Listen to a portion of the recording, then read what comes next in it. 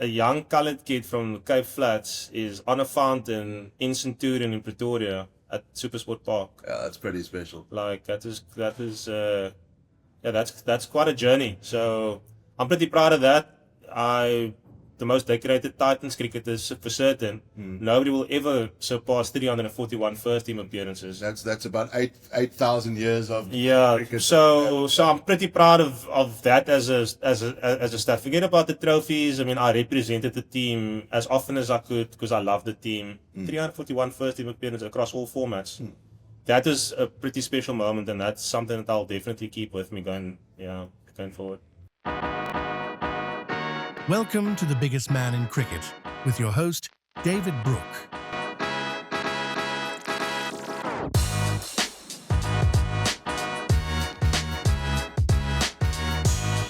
Fudgy, Farhan Bayardin, welcome Yes. to The Biggest Man in Cricket. Cheers, man. Thank you for coming through to have some coffee with us this morning. Thanks, man. Thanks for having me.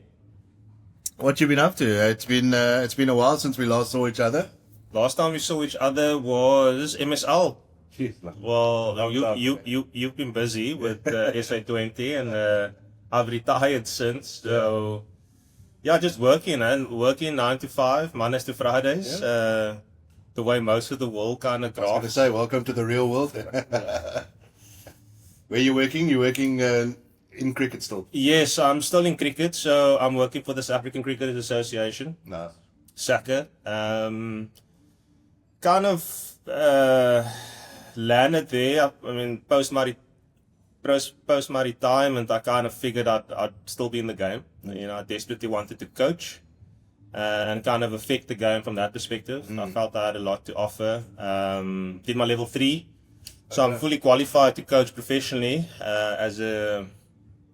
just as another point of difference. And I thought, you know, that was going to be the route, but SACA kind of, you know, drew me a little bit to the business side, the corporate side of the world. Yeah.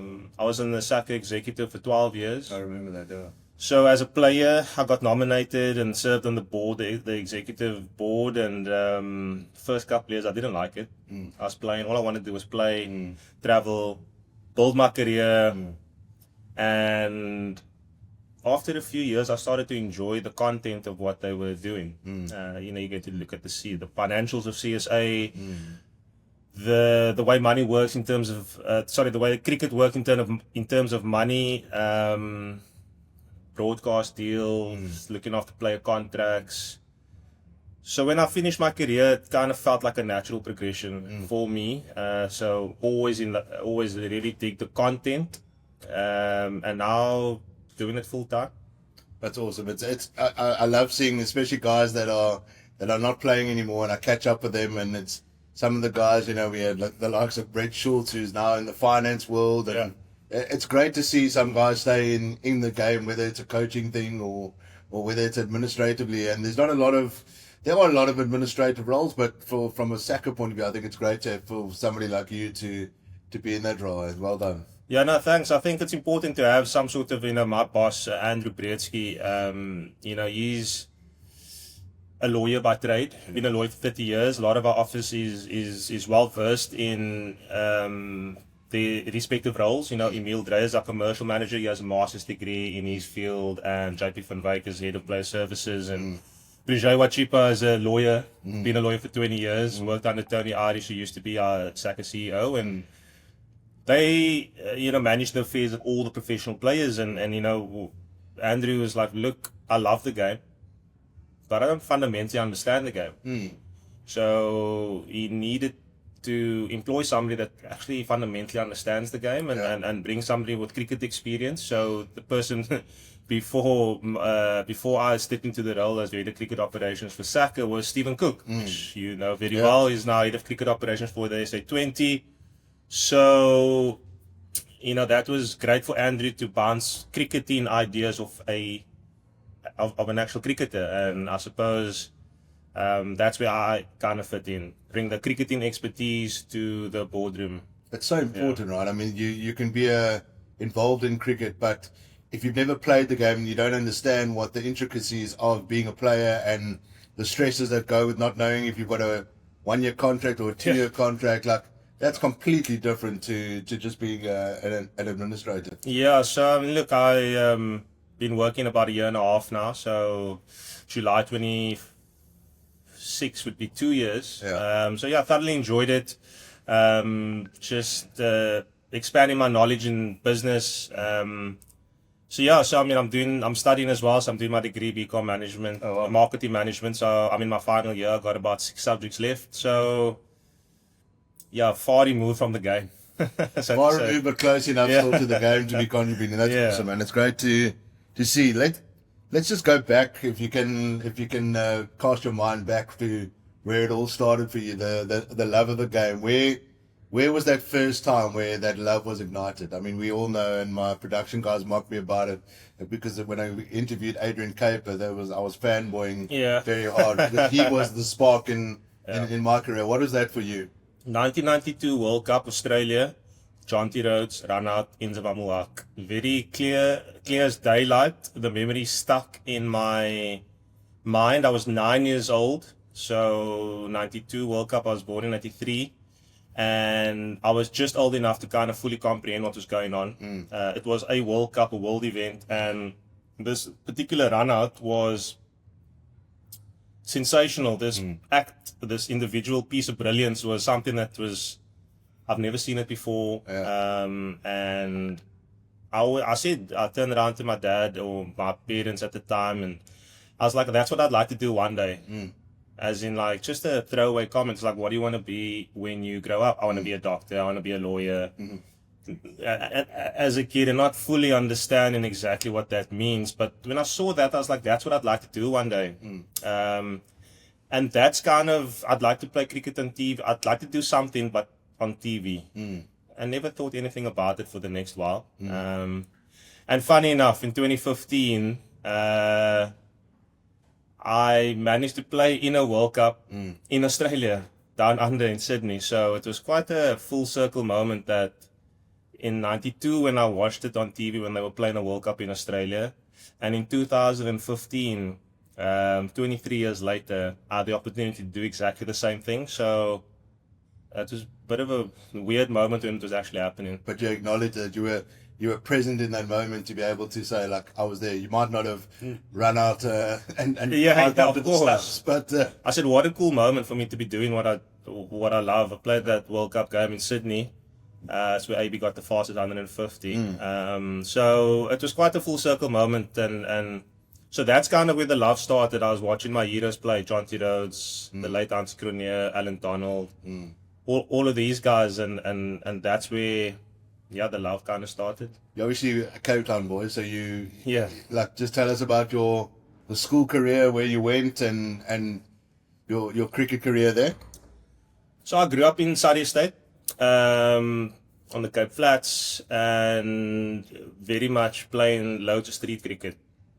The typical put stumps up in the road, and as a car comes, pull the stumps aside, probably like a bin or like a crate or and we had no cricket in primary school. I went to Heatherdale Primary School in Belgravia Road, and there was no cricket up until like grade 6 and 7, where we played one midweek game where some poor teacher had to like lug us around to, like, I don't know, Bishops under 11 C or D team. You lucky. I played the G team in high school. Yeah, so we were just this like ragtag of kids, and we used to share.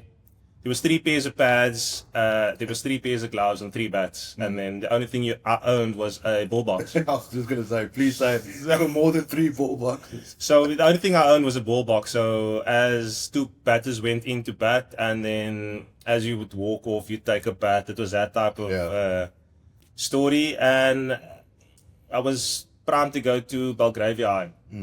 My cousins went there, my family went there. It was close to my grand's house. So in terms of after school care, that was the plan. And my mom was like, nah, they had friends of theirs who sent their kids to Westerford High School. Now, Westerford is still today one of the best academic schools. Not sporty by any, not the Rondebosch, not the Wynberg, Sachs Bishops, but certainly it changed the trajectory of my childhood. Going to Westerford, a Model C school, they had all the facilities, they had nets, they had a swimming pool, and I was like enamored by this, like, oh my goodness, what is this? There's actually a field to play sport on, and there was tennis courts. So it was quite a novel scenario for me. So yeah, I played Westerford cricket, and we had no formal coaching. We had a teacher that looked after our teams on 14 and 15.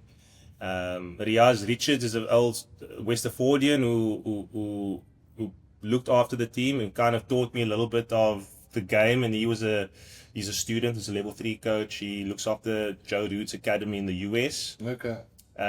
So well versed at the time, and he kind of gave me an introduction to how to play the game a little bit. And yeah, so all the way through high school, no representative cricket. No under 13 Standard Bank week, no under 15 PG Bison, no under 17 week.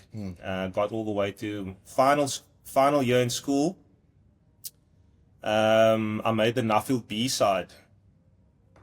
So that was my only bit into cricket. Sure. Up until I was 18.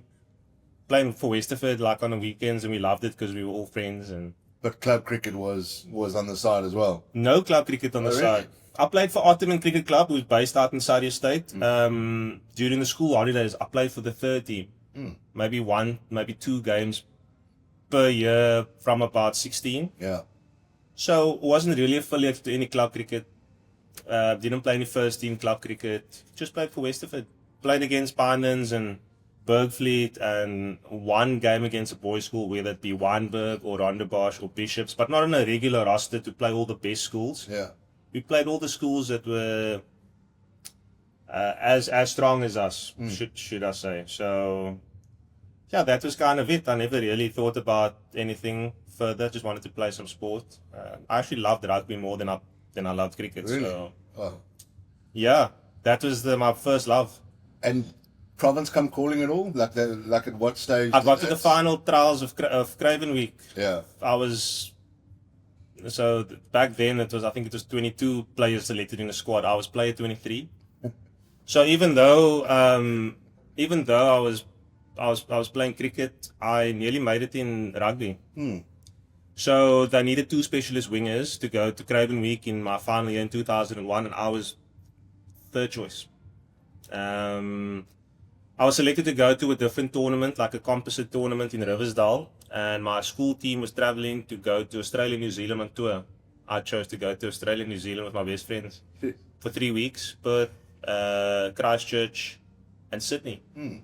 So yeah, so rugby was my first love. I nearly made it in Craven Week, even above Paul Jim, Paul Roos, Wymberg, Rondebosch, Bishops. I was pretty okay.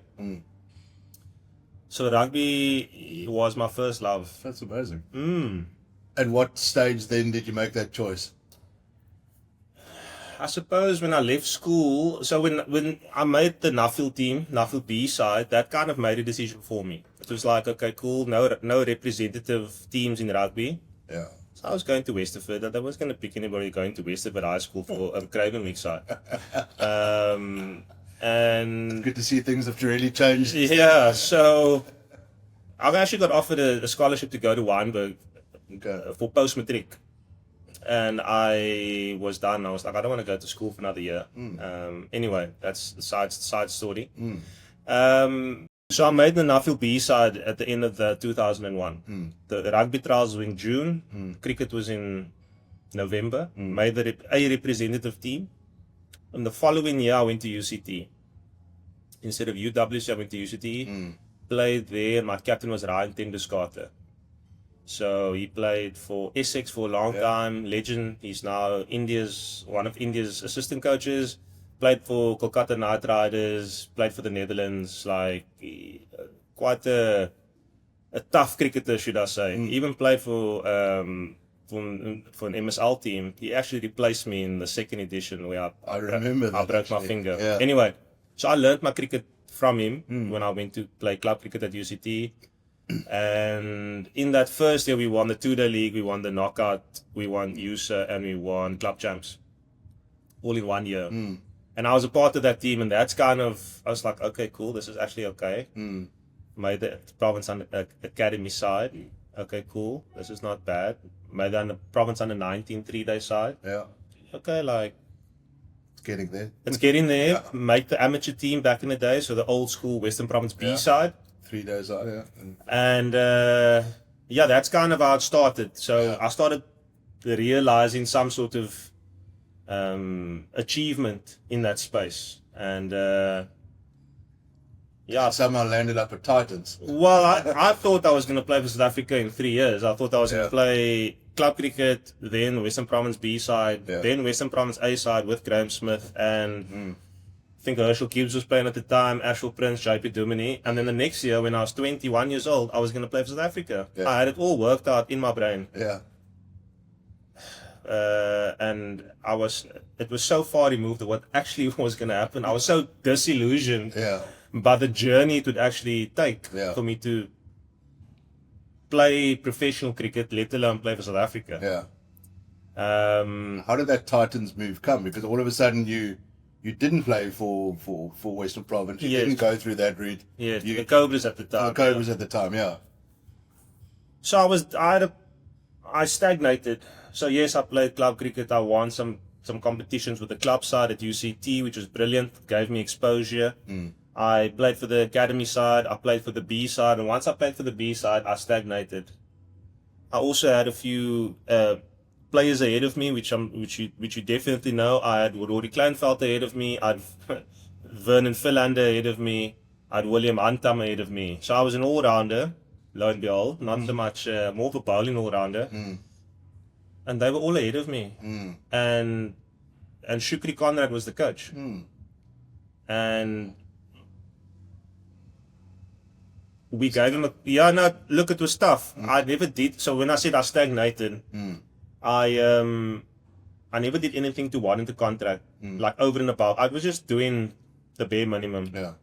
I was doing okay. I was scoring enough runs, but I never shooting the lights out. And I was never gonna replace Rory or Vernon Philander or William Antam at that particular time. So we went to the National Academy as a result.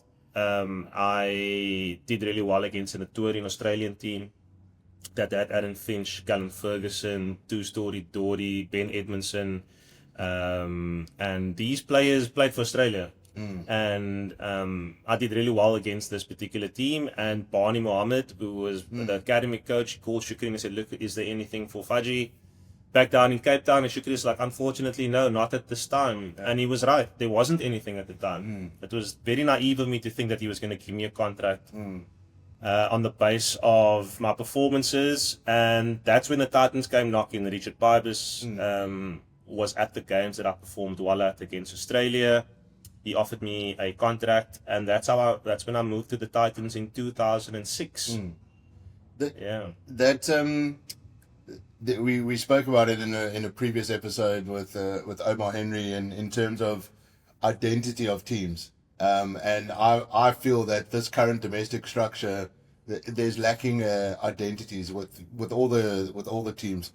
That there is no big identity from a domestic cricket point of view other than that Titans era of cricket, which was just hard. It was you had to play at a certain and be at a certain level at all times. When you got there, you had come from province.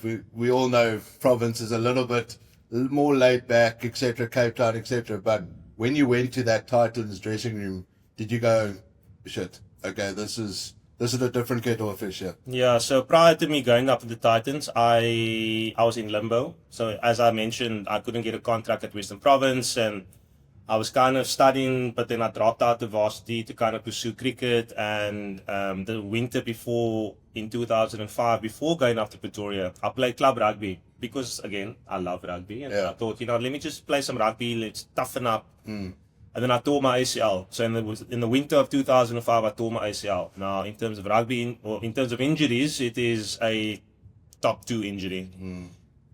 Between 7 and 12 months recovery time. And I didn't know whether I was going to play sport. And I got picked up at the National Academy, and that's when I got seen. So I was coming off a ACL injury. And that's when I went to the Titans. And I was at the point where I was working my ass off to get scene, get an opportunity. Go to the Titans. Who's at the Titans?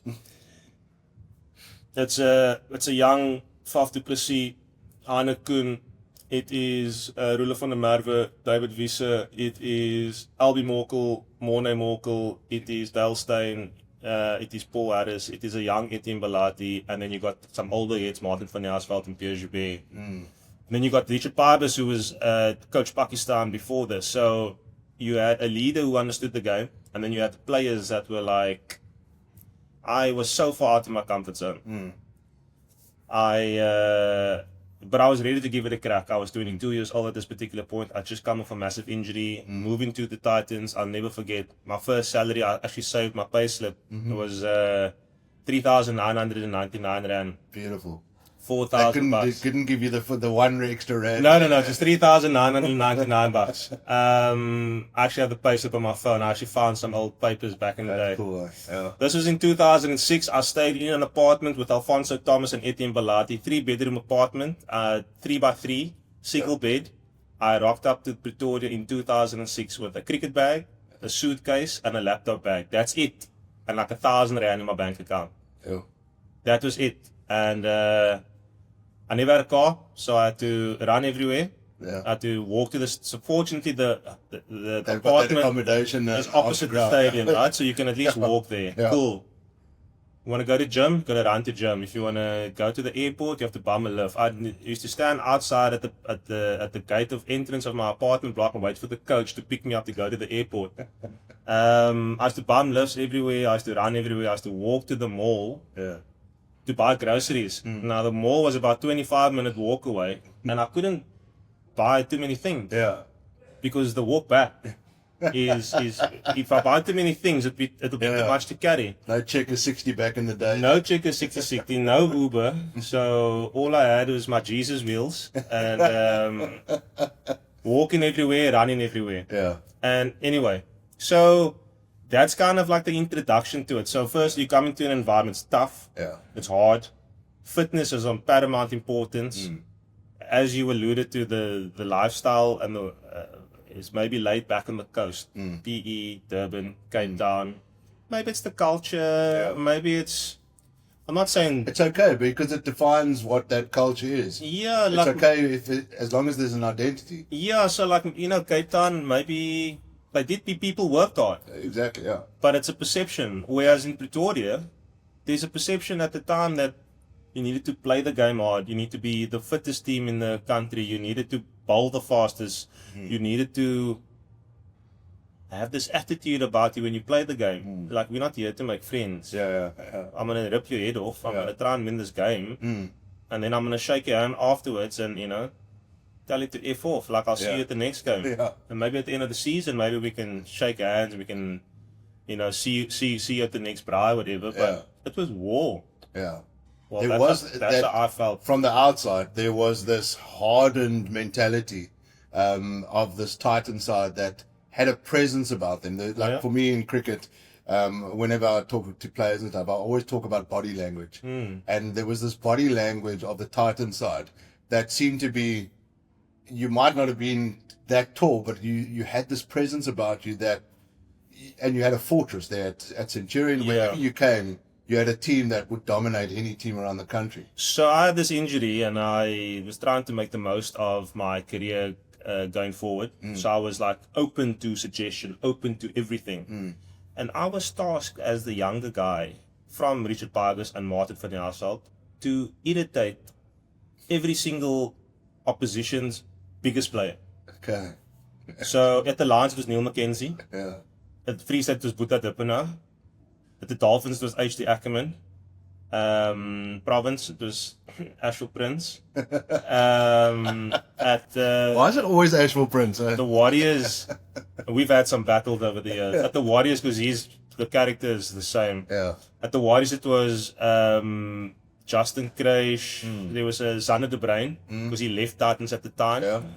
So, and then there was us. Like, it was my goal and I had to be the guy to instigate, Okay. to get you off your game. Yeah. Which in turn created a bit of a bit of animosity for me because in turn those batters would tell their fast bowlers to kill me, and that's kind of how I learned. But anyway, Did so in that sense. I would just Titans gave me an opportunity, and I would bleed for them at the time. So that's kind of I went through this rough school of learning, and I aligned myself with some of the guys, Faf du Plessis, Heine Kuhn, Rulo van der Merwe Davies. We were like big chummies and big friends, and they wanted to succeed and achieve. They both come from Affies. They played rugby. They are now achieving. They played S under 19, and Rulo van der Merwe is still playing. Faf still playing. Unbelievable. David Wiese still playing. Yeah. So the longevity of their careers was like next level. I mean, I played for 18 years, 19 seasons. So I'd like to think leaving Cape Town was a blessing. Yeah. Go to Pretoria, align myself with some of the brightest young talent, and that's kind of how I learned the game.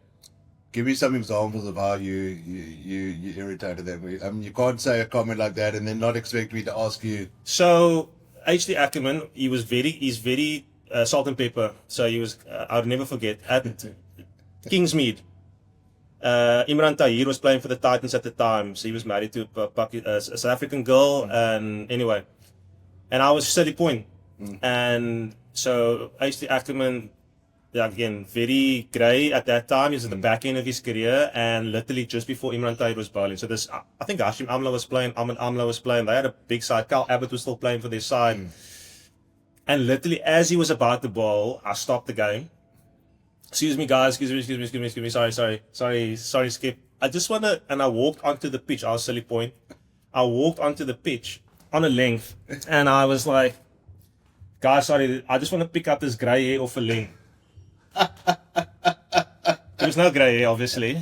So I stopped the game mid. He was about to bowl the ball, and he was like, Fudgy, what are you doing? And I was like, the very next ball, he bowled him a googly. Yeah. And I think HD tried to hit the ball through my chest. And he had this big booming drive, and it was a googly, and it bowled him. Oh, my word. It was like that type of, yeah. I don't know, it was without swearing, it was never a swear thing. And one of my biggest things ever, if I was point or short leg, in the beginning as a youngster, you always stand short leg. Yeah. And I was point because I was very quick, at least. So in standpoint, you must chase the balls to the boundary, etc. Yeah. When the ball went through to the keeper would throw the ball, but not to me at point. I would run to the stumps and I'd catch the ball. Or I would run to the stumps and I'd wait for them to shine because Yara would get the ball, and all I would do was clap as loud as I could. Say nothing, just clap as loud as I could. Come on, boys, cool, it's coming.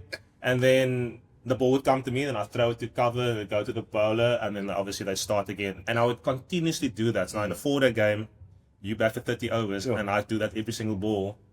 Like, it'll become, you're going to basically... I'm going to look for you in the field. Yeah, Try exactly. and smash one at you. So it was like literally things like that, without swearing, without really taking it to, it was like, I had to find ways to upset you. I love that about cricket, though. Don't you think? Like, there's so many ways in cricket to, without, if you're in the field, there's so much you can contribute psychologically to the game that you can have an edge over somebody. Like, there's not many sports that you can have those nuances, right? So the difference is I'm the youngest in the Titans team, or the newest, should I say, and I had to go attack the most experienced in the team. So it's like initiation kind of thing, like. But it's more just irritate you, and always the overarching thought was, who the hell is this kid to tell me or to come to me or to do that? So that was kind of my introduction into the game, and. But you knew you had guys at the back that if it came to it, you had I had guys protecting you. Well, I had Morne, Morkel, and Delstein in my bowling attack, so I was actually okay. Yeah. So my first ever net, ever at the Titans. Yeah. I was a young 22-year-old kid coming from the National Academy in September of 2006. My first ever net, Delstein, Morne Morkel, young Albie Morkel, young Etienne Balati. Sure. Red Bulls. We started with the Red Bull competition. Now, I was always started to bat in the middle order. Richard Pybus's, his directive was the bowlers must bowl with new balls because as a middle order 6-7 batter, I'll most likely face the second new ball. Yeah. Sound logic. Makes sense, yeah. Cool. Fudgies in the nets. Morne Morkel, Dale Steyn, Albie Morkel, Etienne Balati. And Albie was a lot faster back in the day. A lot faster. Dale Steyn, and I was like, okay, cool. Morne Morkel, gangly, tall, and awkward at the best of times. And this is my introduction. And I was batting, and then halfway through the net, Coach Pibes was like, listen, you're not batting with an arm guard. I was like, no, I don't bat with arm guards. Trying to be all tough or whatever. He said, no, but if a ball hits you on that bone here, here's this bone, here, at 140 clicks, you're going to break your arm and you're going to be out for 6 weeks. Yeah. I have a cast. And I was like, okay, cool, coach. I'll bat with the arm guard. So Dale Steyn was bowling, and he wouldn't bowl too aggressively in the nets. He would just kiss the wicket, and every time the ball would go past the stumps, I'd throw the ball back, and I'd be like, well bowled, Dale. Great shape. You're bowling so well today. Your rhythm is looking good. Albie Morkel was bowling away shape. He was bowling quicker than Dale at that day because Dale, he doesn't want to put too much effort in. He just wants to feel the ball out of his wrist. Albie is bowling quite difficult, like hard, but okay, cool, I can deal with that. Etienne Balati, difficult. Wide of the crease, awkward action, into my ribs. I was like, I don't like this. And then, but Morne Morkel was the most difficult guy. Because he's not like Dale. He wants to feel the full weight or the full, like his full action, full intensity, and he wants to see if everything is clicking. And I was standing with both feet in the crease, just to give myself an extra half a meter to play the ball, and on leg stump, because nothing is hitting the stump, so I'll never be out. But what I do want to get out of the way is my ribs. So that's how I dealt with. Yeah, that was my introduction into professional cricket. So every other team that I played against, don't worry. If they want to bounce me, and like no disrespect to any of the other guys, but I'm facing the best bowlers in my nets. So if I can face them, in terms of pace, not skill, I mean, guys got me out. I wasn't anything at 22. But at least I wouldn't be afraid of you guys. So that's why I had the confidence to go on and speak to HD or annoy Neil McKenzie or Ashwell Prince for that matter. It doesn't take much to get Ash fired up. Oh my goodness. So that's kind of my introduction, and man, we won some trophies along the way, and Listen, there are so many stories, man. I mean, I don't know if we hours love going to the be stories. enough.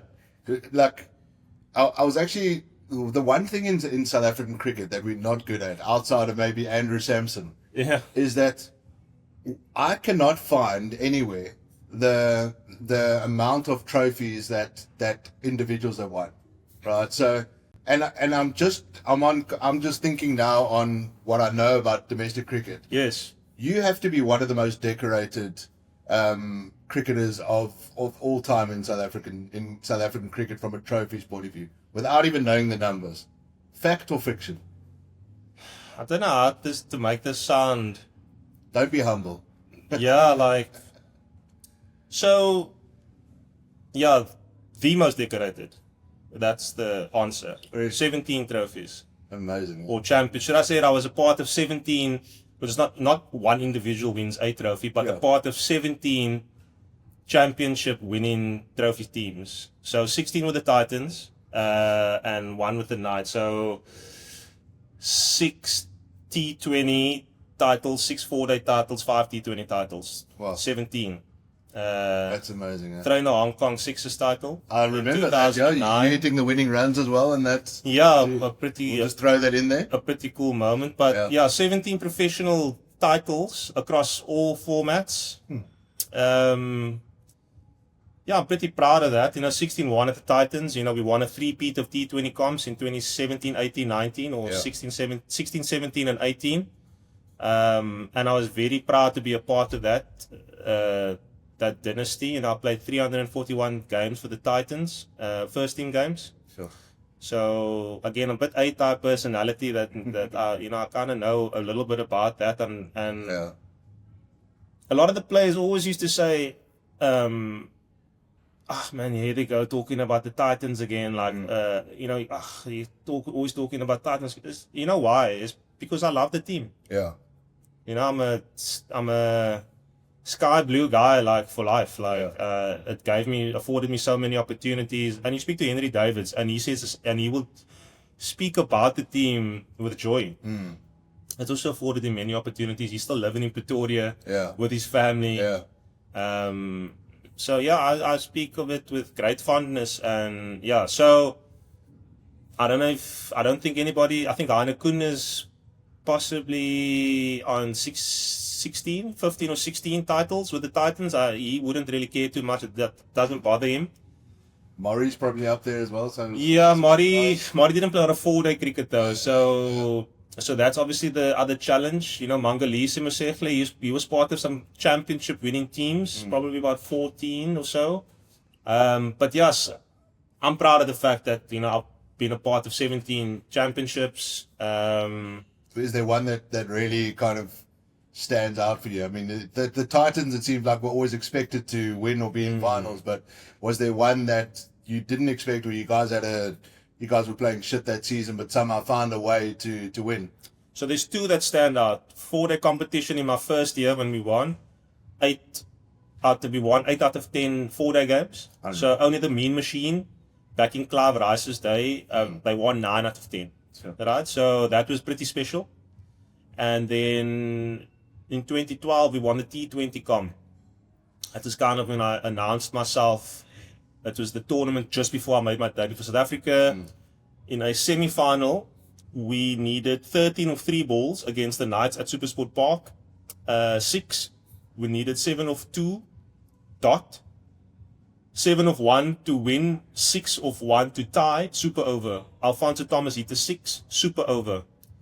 We were batting second, so we had to bat first in the super over. I went into bat. We scored, I think, 18 of the super over. I got 15. I hit Johan van der Walt, 6 over extra cover, waist high, full toss over square leg for 1 bounce 4, no ball, free hit.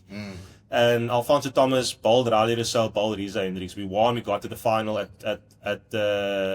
Joburg against the Lions. Young Quinton de Kock.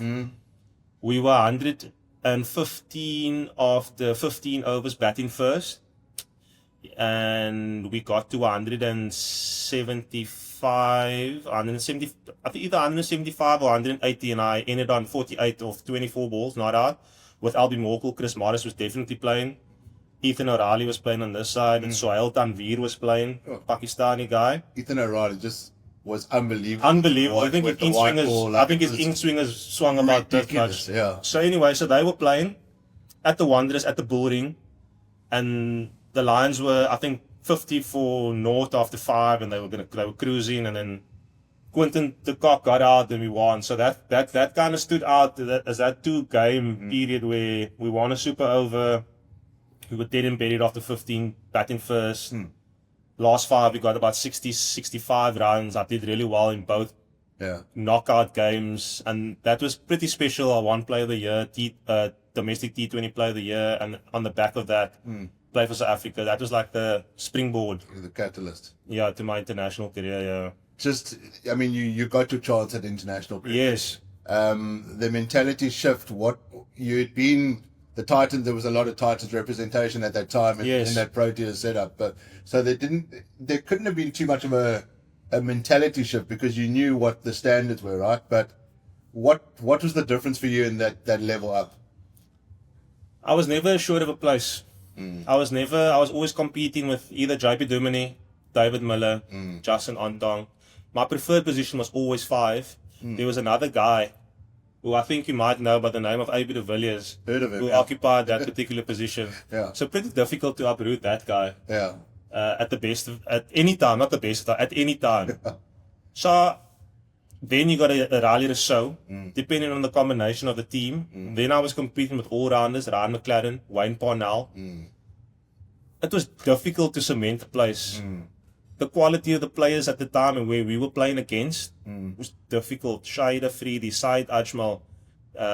You go to New Zealand, it was like Trent Boult, it was like young Adam Milne, Nathan McCullum, Jacob Oram. I'm giving away my age a little bit here, but you go to Australia, it was Shane Watson, Mitchell Stark, Mitchell Johnson. Like, man, these guys are like I don't know, for me, I felt like my level didn't match quite just yet, and I was always fighting.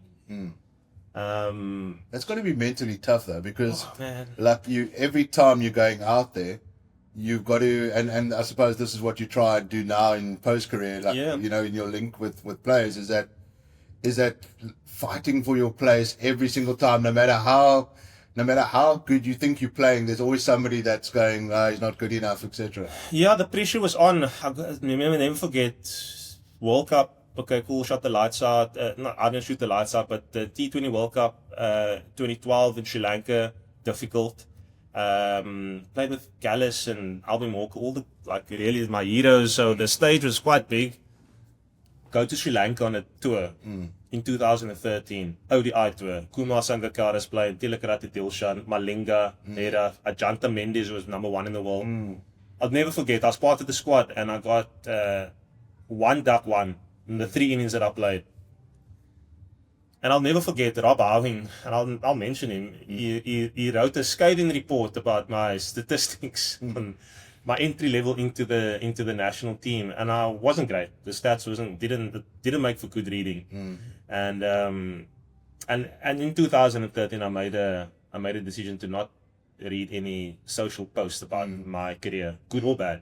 I think I read something, an article John T. Rhodes mentioned. Somebody mentioned it where early on in their careers they didn't pay attention to what other people were saying, good or bad. You know, when it's good, it boosts your ego. Yeah. If you take it into consideration, and when it's bad, it hurts you. Yeah. So don't listen to any of that. Don't read any of the articles, because that was when 2013 social media started to boom. With Facebook, Yeah. 24, all of that sort of thing, which actually helped me. Yeah. But the jump up felt bigger. Maybe the quality of the players. I mean, Kumar Sangakkara on that tour, he got 3 out of 5 games. He got 300s and a 90.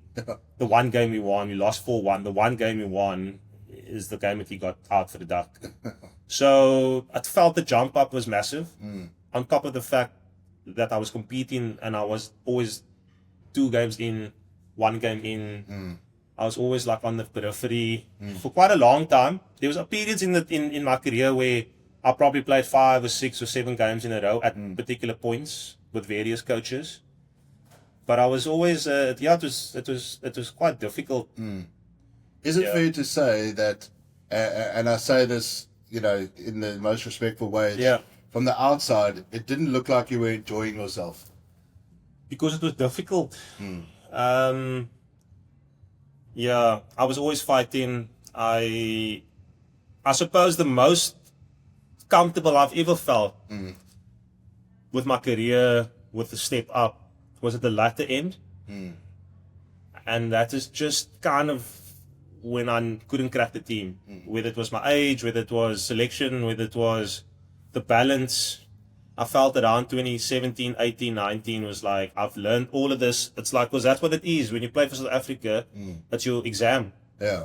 You studied in domestic cricket. Yeah. You've gone through your international career, in and out, tour this, tour that, tour overseas, play at home, international cricket.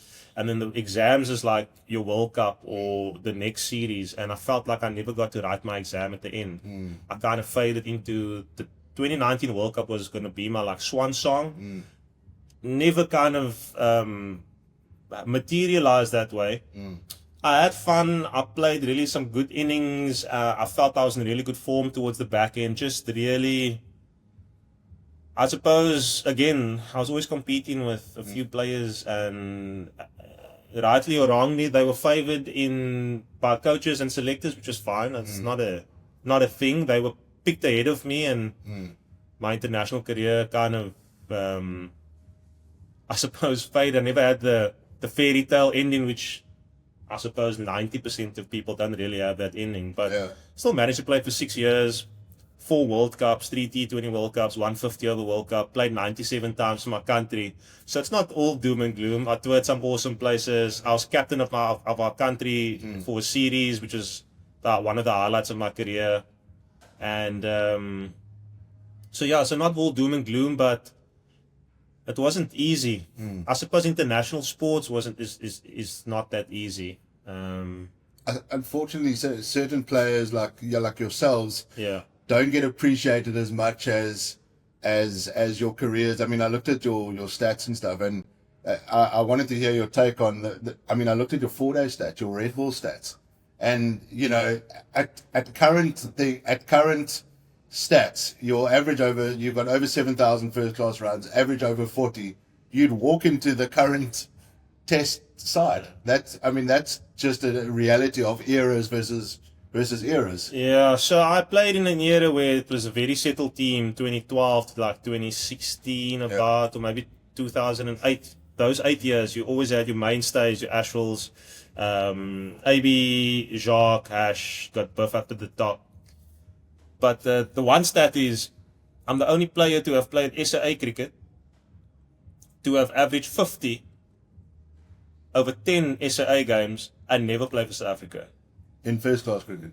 So I played SAA, which is first class cricket. You toured, so Sri Lanka toured here, we toured Australia, we played against India A, and I've averaged 50 in the Red Bull cricket, and I've never played a test match for South Africa. So if you look at it stats wise, it's my best format. Yeah. But I was always pigeonholed. I was always pigeonholed as this white ball player. Yeah. And the funny thing is, the role that I performed, whether it was batting 5, 6, or 7, it is always when the game is on the line. Yeah. So I've always used the phrase, and I think Lerato, you speak to her, Lerato Malakutu. I think I used this one quote in an interview. I said, I'm the player that people love to hate. Because when you do well, it's like great. Because when I do well, the team wins. Yeah. And if I don't do well, the team loses. Yeah. It wasn't like fall guy. Yeah, like I can still do well at the top, and then we can lose. But like, it was just my position was so difficult. So when you say to me like, you probably didn't look like you enjoyed yourself at international level, it's because it was difficult.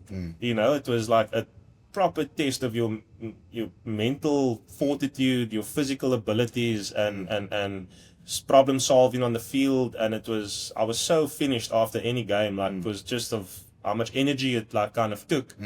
But yeah, I mean, look, I would have loved to have played a test match. It's the only goal I haven't reached that I set out for myself as a young kid.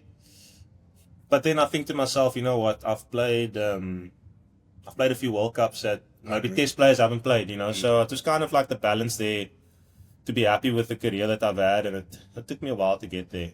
You're very hard on yourself because you had the career that most kids, you know, would dream about. You know, that young up and coming Fudgy that saw Jonty Rhodes, like you would never have dreamed of that. So I think you can be lauded for that career. 560 pro games, you know, across all formats, 17 championships, 97 times for my country. Like putting that all into perspective. Yeah. You know, 4 World Cups, like that is the essence of my career. Like, and I suppose I am the way that I am because I always push and I wasn't satisfied with. I always wanted more. Yeah. And I always wanted to push and I always wanted to achieve and I always wanted to, which kind of kept me going. Yeah. If that makes sense, you know what I mean? Like, listen, if there's one thing that I remember back when I was working at the Cobras is that every single flipping time you came back to Newlands and you with Aiden and whatever, you just had Province's number. It's almost like you woke up going, okay, I'm going to show Province and Cobras what they missed out on. There seemed to be a specific drive when you played there. It started when I was younger. As much as I don't want to admit it, it was literally a FU to Cobras at the time. I'm gonna have this bit between my teeth, and I will not falter. Yeah. No matter where it is, and coming to Newlands was always extra motivation for me. Yeah. And then it started to become, well, actually I like playing at Newlands. Your game suits. Yeah, I like this place. Besides the fight, I like the mountain. We're gonna have a good time in Cape Town. I'm gonna see my family.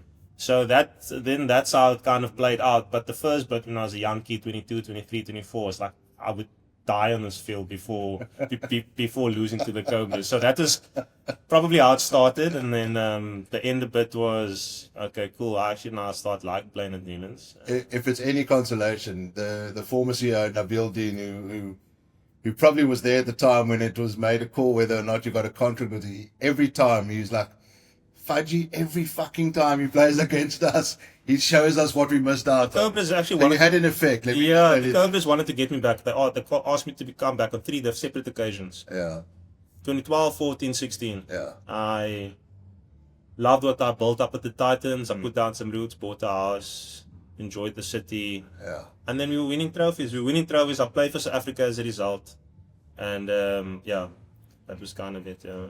It was you seem to enjoy domestic cricket a lot more. You were a level above the general kind of when you came back to domestic cricket, basically you dominated, which was So I think you spoke about it at international level. I probably felt it looked difficult, or I didn't look like I enjoyed it because it was difficult, and I was never really assured of my place. Whereas at the Titans, I felt, man, this is the team that I like, and not that I didn't like South Africa. Yeah. It's just there was a place for me, there was a role for me. you understood your Yeah, and I understood it. The team understood what they needed from me, and I love playing domestic cricket. For whatever reason, I just love the Titans. I love building the legacy. I love building like a dynasty for Yeah. better words.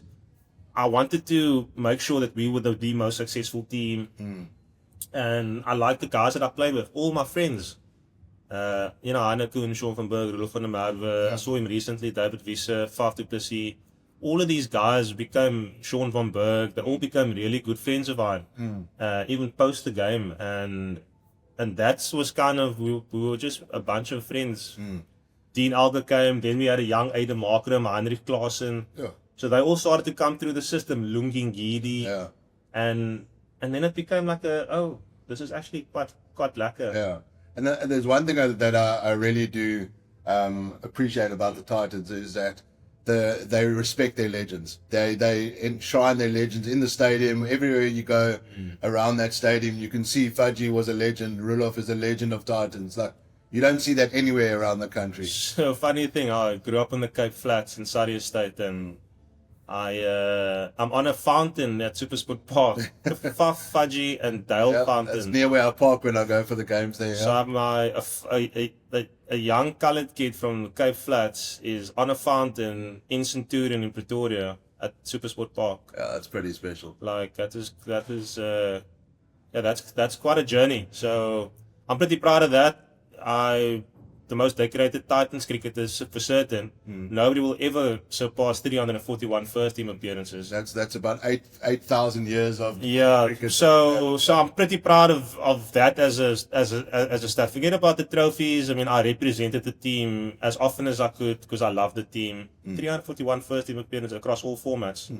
That is a pretty special moment, and that's something that I'll definitely keep with me going forward. What is we're coming to the end, and we're going to get to the declaration question, which is kind of some quick fire questions. Yes. But in your role now as Saka, and you deal closely with the players themselves, and you see youngsters coming through.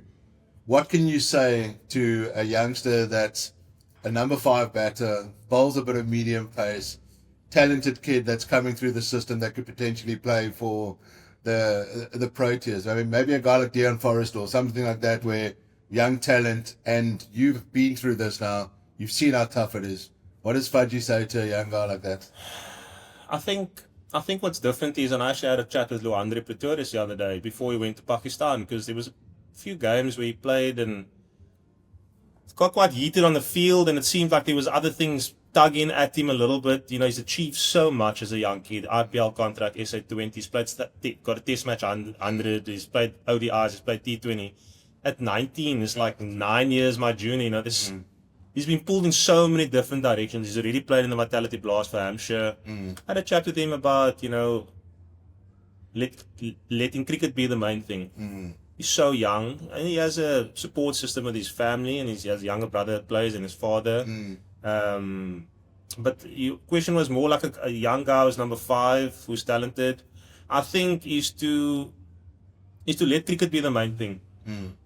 So what I mean by that is that currently on social media, it highlights everything. So whether you're in a bad patch, whether you're in a good patch. So when you're in a good patch, it can shoot up your stocks, because there's 4,000 people reposting a tweet or an Instagram post, or which can just make you think a little bit more of yourself than what you should at this particular point. Because the other side to that is you can be brought back down to earth. By 6,000 posts, not 4,000. So that is like kind of the trick, is to let cricket be the main thing, let stats remain the main thing, like how you finish games, how you enter games, are you on time, are you fit, like, what are you doing with your fitness tests, and then my Saka hat is now on, what are you doing with your disposable income? Yeah. Are you investing it? Is it a property investment? Is it a financial investment? Yeah. What are you doing for the rainy day where you're injured for 6 months? What are you doing when you're playing in the leagues and you lose form and the leagues don't pick you up and now you're owning your domestic contract? So if the advice that I would give is to let cricket be the main thing, stay fit, play as much cricket as you can. Through the game is where you've attained your success. Yeah. Not around the other side. Yeah. The game is giving you a platform, so stay fit. Don't pick up a hell of a lot of weight if that was never the case. Go to bed early, make cricket the main thing.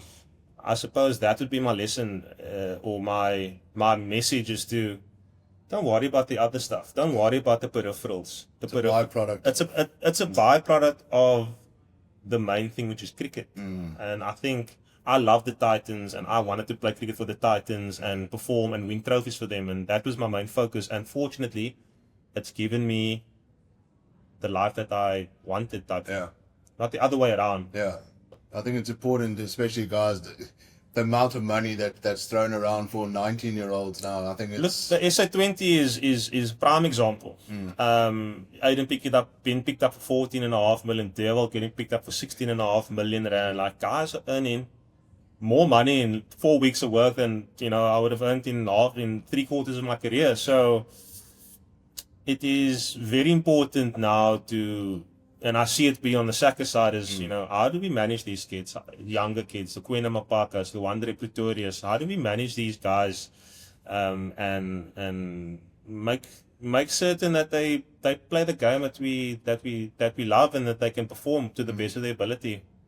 It's important, and thankfully we do have a Saka in place. I'm a very big proponent of Saka. I know sometimes there's a little bit of criticism when it comes to player unions, but I think that Saka has played a massive role in South African cricket. So Faji, we've come to basically the final part, but I actually did want to ask you one question, because you mentioned some incredible legends of cricket that you played with, and there's got to be a lot of like chirps that have come from that. But who was like the main? I know you had a role to play in terms of that, but who was basically like the filthiest kind of chirper on the field, that there's no holds barred when it comes to making sure that they stay away from the stump mic? Yeah, it was probably me. It was probably me, only because I fought really hard, and I wanted to. Again, my earlier comment was I wasn't there to make friends. Like, probably people thought that the players, and this is my perception, and I've heard this before, is that like they didn't like playing against me. But I found it difficult because I also had skill to back it up. Yeah. In most occasions, and on other occasions they get the best of me. But like, I suppose there was a thing in the South African team. So if you look at the JP Duminy, quiet guy. Friends with everybody. Hashim Amla, he's not going to say anything. Faf was captain, or AB was captain, maybe not. David Miller, nicest guy in the world. He's not going to go up to. Warner and David Warner, we used to. Sure, that's a clash. We used to have a full-on go at each other. Yeah. Like, even after the game, walking to the buses, we'd like start swearing at each other. I was 12th man in Durban when we chased 370 and Miller got 100 and Dealey got 70. I was 12th man for that particular game. And the wicket fell and I ran into the field. He's chirping me as I'm 12th man running in the field. And I'm running off and I'm swearing at him, and I called him a this and a that and it's my probably So we had a massive go. Like, the thing in the national team was there used to be a doggy meter. Yeah. So a lot of people call me doggy, dogs, whatever. And even when I wasn't playing, I used to assess what the level of aggression is. There was always a perception that we were quite a soft team. We had the highly skilled guys. Quinton de Kock's also not going to say anything. Yeah. You had Quinton, you had Ash, you had JP, you had AB. Yeah. You had these nice guys. Dale Steyn was fiery, but not like Wasn't going to be rude about it. nasty. Yeah. Morne Morkel wasn't, he'd bowl 140 and take your head off. Maybe Vernon had a bit of that. Yeah, Vern wouldn't have. Yeah, Vern had a bit of that. Imran Tahir, nice guy, but all those players I mentioned, highly skilled guys. Yeah. Like, so we beat you on the field. Yeah. And the doggy meter was like to see, and it was in reference to me, if I'm on the field, then I'm going to have to do it. Yeah. When I was in the Titans field, it was me that did it. Yeah. I instigated all of it. Yeah. That is the... You were skilled at it because I remember like some of the players coming back and say, "Fuck you, fuck this, fuck that." Like Always. There was always a thing. I used to stop games, and I remember with Eddie Moore, and ask us at Supersport. Eddie Moore was a guy who I stopped the whole game for again. He was chirping back, and I was like, I never stood back. Yeah. Is the point, and that's kind of that's why I like being in the role that I am. From Masaka, represented the players. I don't mind ruffling a few feathers, whether it's from CSA, whether it's contractually, or being on the executive, because if I believe that something is right and we have a common cause and a common goal, I'll be the guy to fight because I believe that I can take it. You're the one player that you hated playing against but loved having on your team. I believe so. Yeah. Because it was difficult. Yeah. Not just from that perspective, but again, I'll win a game for you. Or Listen, try to at least you didn't waver of who you are and you owned it. You weren't trying to be something that you weren't. No. And you owned it, which I leant into it. I think part of, and now post my career, I just have to navigate it a little bit. yeah. I can't always be this way And in the adapted business world. accordingly. Yeah, adapted accordingly. On a cricket field, I can because I Yeah. knew that space. But in the corporate world, I just have to navigate. And I've mentioned it before to some of my colleagues and people that I know, and is that I don't want to stray away from it because it's brought me so much success. I just got to channel it in a slightly different direction. Yeah. But I think that's part of, again, leaning into who I am as a person. Fudgy, it's been an amazing chat. And before we finish off, we have a section called the Declaration. Yes. Quick fire questions. Okay, 6 questions and just answer as you feel. One former teammate you'd go to war with. Sean van Berg. Nice. You'd be a unit to go to war with. Yes. Most underrated player you've ever played with. Yes, you fortunate to have played with so many. Underrated. I think. Can we let's otherwise I'm gonna Maybe like somebody that didn't get the international recognition that you play with. We'll Yeah, come yeah. back to it. Yeah. Best coach you've ever worked with. Richard Barbers. Worst roommate of all time. No, I always made really sure I picked the right guys. My roommates were always Anakun or Sean van Berg.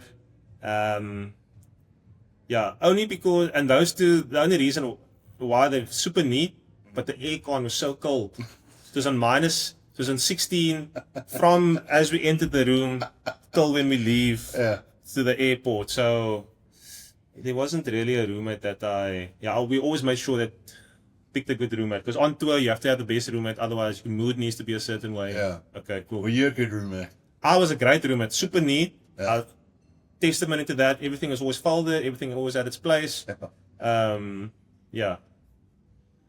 Most I believe I was, so yeah. nice. We'll have to get one of your old teammates in and ask that thing. Most difficult bowler you've ever faced. Mitchell Johnson. Ooh. I think besides the fear factor, so Mitchell Johnson was he's quite a physical guy, like tall and like wide, as in like physical. Yeah, like physical, broad shoulders, big legs, and he had this mean run up with a big dash. Yeah. And in his run up, I never faced him a hell of a lot. I suppose this is the trick when you play in a lot of international cricket like Ash and Quinny and Faf and AB. When you face these players constantly, you get used to it. Yeah. And when he was running in, he had a bit of a pause, Yeah. and you lose the ball behind, like he has like a slingshot action. So when I was batting, I couldn't time a trigger or a pre-shot routine. And before that happened, the ball was on me. Yeah. And because he bowled 145 plus, sometimes 150, it was too quick. Yeah. Like it was nasty because I didn't face him enough to time when he was going to slingshot his ball. So Mitchell Johnson is the toughest guy that I faced. Like, man, it was so difficult. So Mitchell Stark and Adam Milne bowled as quick as him, if not quicker at times, but they had smooth actions. So you could see the ball the whole time, and you can track the ball. And even though it's really quick, you at least can have you can have your eyes on where the ball is. Yeah. So that's kind of the difference for me. But he was scary was mean. and difficult. You were thankful for Richard Piper saying to you about that arm guard there. I definitely batted the arm guard against him. And then final question is: have you got any cricket superstitions? I used to bat with a boxer shorts once upon a time. Woolies AU, grey boxer, wore jockstrap. Yeah. Wore the same boxer for all my cricket games in 2006, 2007. Never forget, needed to stand short leg. I never had skins or jockstrap. I just needed to have a box. So I put the box in, and it fell down my pants, my cricket pants. And since then I never wore those boxes again. I got proper skins and like proper like equipment. But I suppose cricket superstitions, I was always a neat guy, so everything needed to be in its place. Yeah. Ask JB Duminy, ask all the people that I played with, like, don't touch my space. Everything is neat, everything is folded. The gloves are in a certain way, my bats are lined up in a certain way. They're all numbered 1, 2, 3, 4. The boots are a certain way. Fielding boots are this way. This is my batting boots. I suppose a lot about it was routine. Everything was packed a certain way. I needed to feel order. Because in the middle there's so many variables. There's the ball, there's the pitch, there's the bowler, there's conditions, there's the game itself, which is like I need to chase, I need to set a score. We're 20 for 3. Fuck, I'm facing Mitchell Johnson here. The last thing I need to do is pick up the wrong pair of boots, take the wrong bat, take the wrong gloves. So there was a lot of order around that and structure around that. Always be on time, never late. Like all of those sorts of things kind of. So there was quite a lot around the preparation, which was more of a routine. Most underrated player, Sean van Berg. Sorry. I knew that was going to be your answer. Yeah, 5,000 runs, 500 first-class wickets. Yeah. He has the most first-class wickets ever in the history of South African domestic cricket, even more than Simon Harmer. Simon Harmer has 450, and I think he's got his 550th, 500 wickets in Essex, and then 50 for South Africa type thing. But Sean van Berg has the most first-class wickets ever in the history of South African domestic cricket. He should have played more test cricket, specifically on the sub. Now, if you think about how we pick our teams now to the sub, doesn't matter where you are, who you are, we're going to pick up best 3 spinners. 2018, Otis Gibson, Sri Lanka. We took 3 spinners, Shamsi, van Berg, Maharaj. We decided to play 3 seamers and 1 spinner. The Sri Lankan team played 3 spinners, 1 seamer. The home team knows something we don't. So I think he could have played a couple more test matches, specifically going to the sub. Definitely. So, especially since we didn't have a leg spinner, and I think it could have been a bit of, I know he played his 1 test match in New Zealand, but not spinning conditions. You go to Pakistan, you go to India, you go to Sri Lanka, you play your best spinner. So Sen Muthusamy might not play when we play in South Africa.